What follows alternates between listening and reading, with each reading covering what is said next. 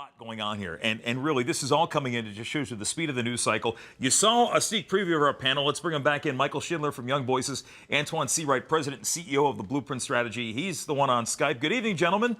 Hi, good evening. Michael, I want to start with you. You know, we heard all this come out today. Some discord along the way. Is this is a distraction for the agenda?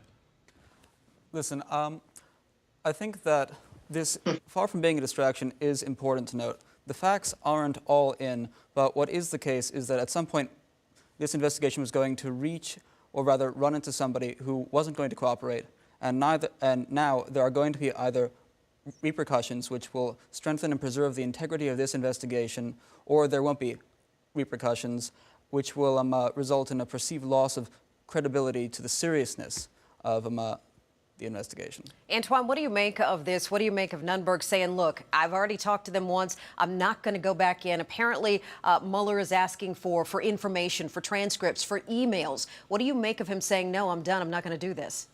Well, that means that there's something in the milk that's not clean, as we say here in the South, in South Carolina, where I'm from. What we also know is the devil's in the details. What he said specifically in his comments, I think, has everybody's ears standing up. When he talked about yes, he believed Donald Trump knew about the Trump Jr. meeting. He doesn't know why the president continues to lie about it, why he doesn't just come forth and say, yes, I knew about the Russia meeting and so forth. He also said that he wasn't going to turn over his emails. Now, keep in mind, this is the same administration that want to jail their political opponents, meaning Hillary Clinton, about this notion of emails, and there was nothing there. And so what we do know is the prosecutor's doing his work. We do know that something is going to happen. Something is happening. We just have to wait this out and see. But it's really a distraction, because while we're sitting here being distracted by the corruption going on in this administration, there are people in Flint, Michigan, who does not have clean water. There are people trying to figure out the Forward to testifying, or at least speaking with Robert Mueller. Shouldn't say testifying. You expect him to say anything different? Well, yeah.